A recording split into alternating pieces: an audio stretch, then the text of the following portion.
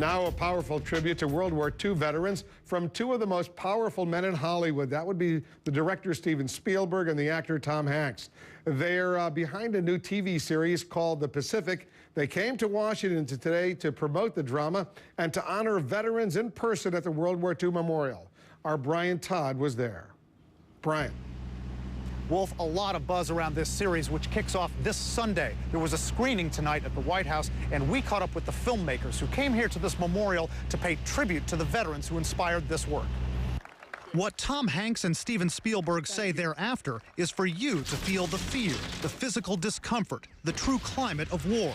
With their new series, The Pacific, on CNN's sister network, HBO, they believe they've captured it. It's just that the Pacific War, by its very nature of being fought on islands in jungles, was a much more inhospitable, kind of real estate to fight and die on. And the jungle was just as, pernicious and all-consuming as the enemy that we were fighting. So it was a much different war. Spielberg and Hanks say they want viewers to get the under-the-helmet view of the Pacific campaign in World War II.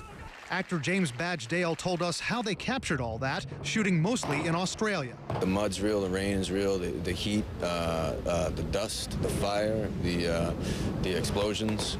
I mean, it was an immersive environment. Dale plays one of 3 actual U.S. Marines whose stories are intertwined in the series from Pearl Harbor through VJ Day. None of those 3 men are still alive, but the series is based on books written by 2 of them.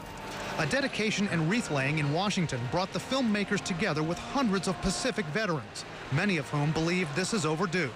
If you talk to a lot of veterans around here, many of them feel that Americans as a whole aren't quite getting enough awareness of the Pacific theater of World War II. Many of them are hopeful that this series changes that.